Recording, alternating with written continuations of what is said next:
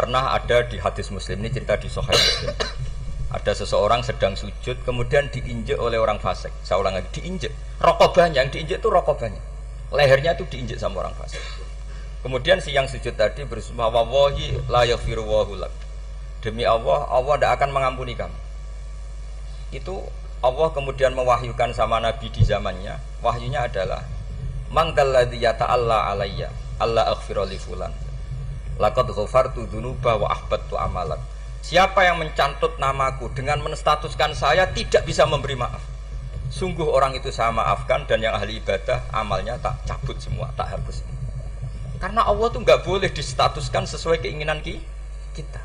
Kita sedang soleh terus mengatakan orang lain tidak soleh, Allah tidak akan ngampuni. Ngampuni tidak, itu wilayahnya Allah, dan Allah yaf'alu ma yasha. Dan Allah berkali-kali memaklumatkan dirinya yaghfiru liman yasha wa yu'adzibu man yasha. Tapi ini kubu sebelah nyifati Allah hanya wa yu'adzibu, kubu sebelah kan gitu. Tidak pernah kalau Allah disifati yaghfir. Bagaimana Allah gak tersinggung? Allah selalu distatuskan yu'adzib. Itu kira-kira kalau Allah kan gini, saya ini bisa u'adzib, bisa aghfir, kenapa status saya tinggal yu'adzib? Ini ngaji di mana? Khatam enggak gitu. Makanya resikonya ahli sunnah itu masyhur tuh Pak Hamid Pasuruan, tamu macam-macam diterima. Ketika orang benci Golkar itu ada tamu dari Golkar juga diterima. Ketika orang nggak mau diberi hadiah oleh orang Golkar, Pak Hamid ya diterima. Bilang ke bapak, mengaku lomo wae nur, duit engko ana gunane dhewe. Sing marai rawan hisab itu kan kamu dapat uang nggak jelas kemudian kamu pakai pribadi. Kalau orang-orang soleh kan nggak pernah dipakai, kan aman saja. Loh, dihisab apanya? Wong hanya pralon. Kalau istilahnya Mbah Hamid itu pralon. Datang diberikan orang lagi, datang diberikan. Kalau kena kamu kan hisab. Terus kamu nyate makan wareg glegeken. Wah itu uangnya nggak jelas dipakai nyate glegeken, ya mesti hisab. Kalau nggak jelas ya disedekahkan. Kalau ingin bebas apa? Hisab. Tapi kalau sering sedekah biasanya nggak bebas dari miskin. Tapi kalau kamu wali kan tetap kayak Pak Hamid itu masyhur bisa kok. Tapi kan nggak jadi miskin. Kamu nggak terkenal sakok tapi miskin. Ini nggak wali. Ini penting. Jadi kebanyakan orang ekstrim karena mensifati Allah Ta'ala itu hanya dengan status yu'adzib, tidak dengan status yaghfir. Dan itu mereka harus ngaji lagi. Kurang apanya Rasulullah SAW? Nabi sebagai manusia benci sekali sama pembunuh Hamzah karena qatilu ahabbin nasi ila Rasulillah, yaitu sama Wahsy. Siapa yang nggak tahu Wahsy? Qatala ahabban nasi ila Rasulillah, itu qatala Hamzah. Dan ketika Nabi nyuwun sewu maksud no Wahsy, Allah malah nurkan ayat laisa laka minal amri syai'un aw yatuba alaihi. Ada pilihannya aw yatuba alaihi. Apa yang terjadi? Justru Allah mentobati Wahsy. Memaafkan Wahsy, mentobati Wahsy.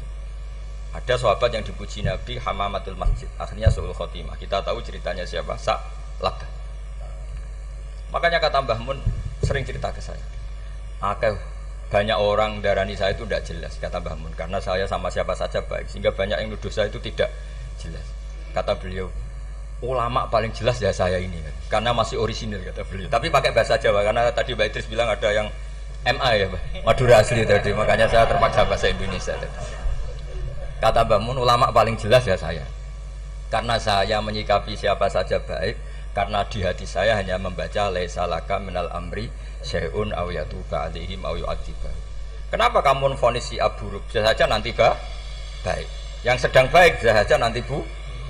Kalau nasib seseorang nggak jelas, kenapa kamu sikapnya jelas?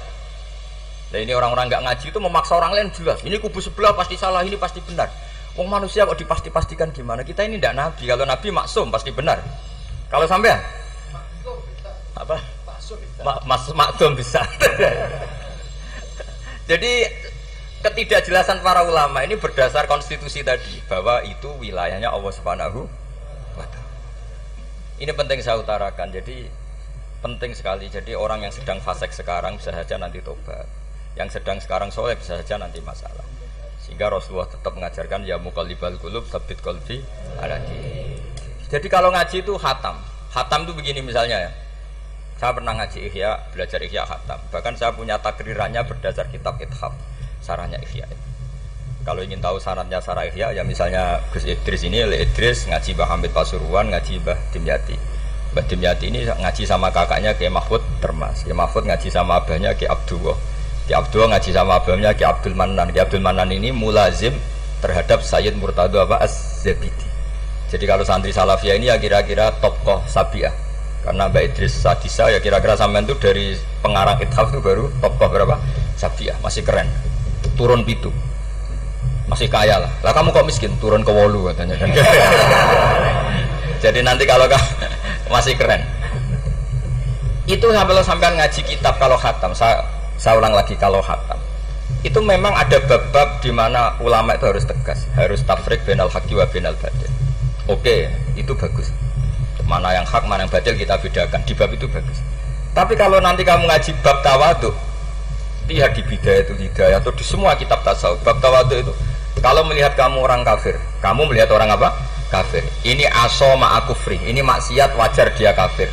Saya ini muslim kok maksiat. Fadam bi akbah, maka dosa saya lebih buruk. Melihat orang tua, mesti ada aksaru ibadatan. Ini lebih tua, mesti ibadahnya lebih banyak. Nanti kalau melihat anak kecil, ada aswaru min nisindan, pasti maksiatnya banyak saya. Sehingga terus evaluasi gitu, sehingga nggak pernah takabur. Misalnya di sini, saya ini kan gayanya keren, duduk di atas sampai di bawah. Gayanya tok, hakikatnya sampai lebih sombong karena memerintahkan saya. Jadi panitianya itu, makanya saya merasa tawadhu saja meskipun berdiri, karena hakikat saya ini makmur, diperintah. Panitia ini, penyelenggara ini amir, pemerintah. Kira-kira sombong mana? Itu sekali saya tidak memaafkan finnar itu.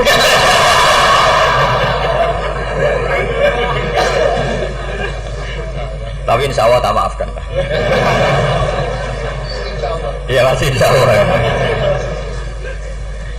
Jadi ini penting. Jadi mbok ya orang-orang yang ekstrim tuh mikir keinginan Rasulullah SAW itu umatnya meninggal dalam keadaan baik. Makanya benar tadi, notulen tadi, kalau doa, kalau ingin mandi itu memang harus ada jazabnya.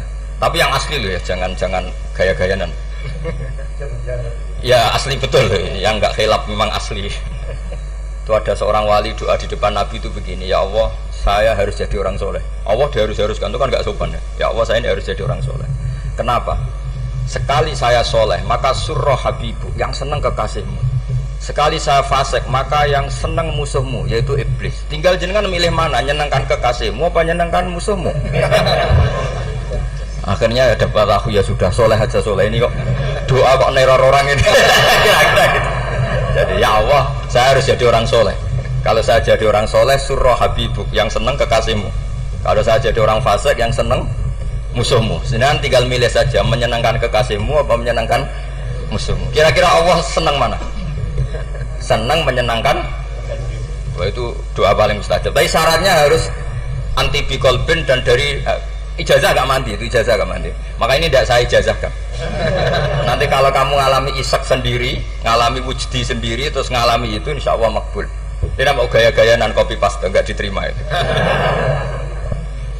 Jadi wali-wali dulu itu kalau berdoa itu sederhana, tapi dari hati yang paling dalam. Makanya Nabi Musa itu terkenal, orang paling seenaknya sendiri itu Nabi Musa hubungannya dengan Allah. Tapi sama Allah dimaafkan karena orisinil, tidak bikin-bikin. Rasulullah juga itu, kalau sudah marah itu doanya gitu. Cuma celakanya ditiru Nira Warisman dulu itu. Nabi itu ketika perang Badar itu jelas kalah, nggak mungkin menang, sudah jelas kalah. Nabi hanya 313, orang kafir 1000 dengan perlengkapan apa? Sudah lengkap semua. Setelah perang dilihat itu jelas kalah. Seri awal ya memang kalah betul. Doanya Nabi apa? Allahumma intuhlik hadil isoba lam tu'bad ba'dal yaum. Pun Gusti, silahkan bikin kalah, tapi ra ono sing roh najenan pangeran. Pun lairan jenengan dadi pangeran, ora ono sing roh. Enggak ada ibadah. Intuhlik hadil isoba lam tu'bad ba'dal yaum. Kalau engkau menghancurkan kelompok saya ini, jenengan sebagai Tuhan tidak ada yang nyembah lagi. Karena yang nyembah tinggal kelompok kita. Tapi yang ngendikan Nabi, kalau kamu niru tidak bisa. Gak bisa kamu doa, ya Allah saya ini santri Salafiyah, kalau saya bodoh menjadi presiden buruk terhadap alumni Salafiyah. Gak apa-apa sekali-kali doa gitu. Tapi kata Allah lainnya masih banyak.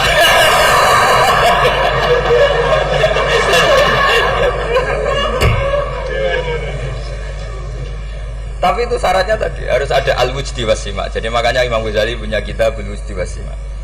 Karena ada masrob, ada sarob. Jadi wali ngikuti para nabi itu ada masrob, ada sarob.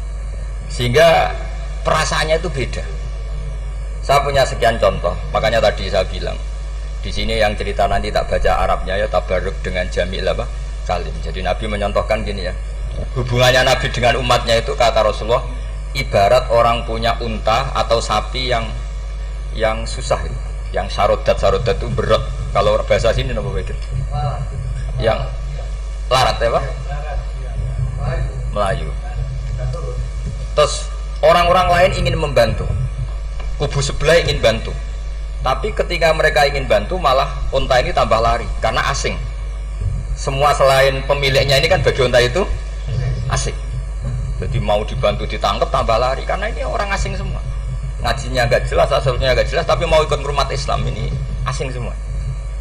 Akhirnya kata Nabi yang punya unta itu tadi datang, kemudian ngambil rumput, terus unta itu dipanggil, kemudian unta itu mengikuti. Kata Nabi, ibarat saya seperti itu. Kalau saya yang memimpin Islam, saya yang merawat umat saya, maka umat akan mudallalah, akan nurut. Tapi kalau yang rumat kalian, malah Islam menjadi kacau. Kenapa menjadi kacau? Karena tadi nyifati Allah saja salah.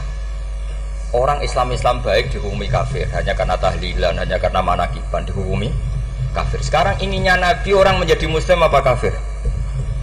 Inginnya Nabi orang menjadi muslim apa kafir? Muslim. Lalu gara-gara melakukan perilaku tertentu dihukumi kafir. Iya, ziarah wali songo musyrik, nyekel patok musyrik. Katanya minta sama mayit.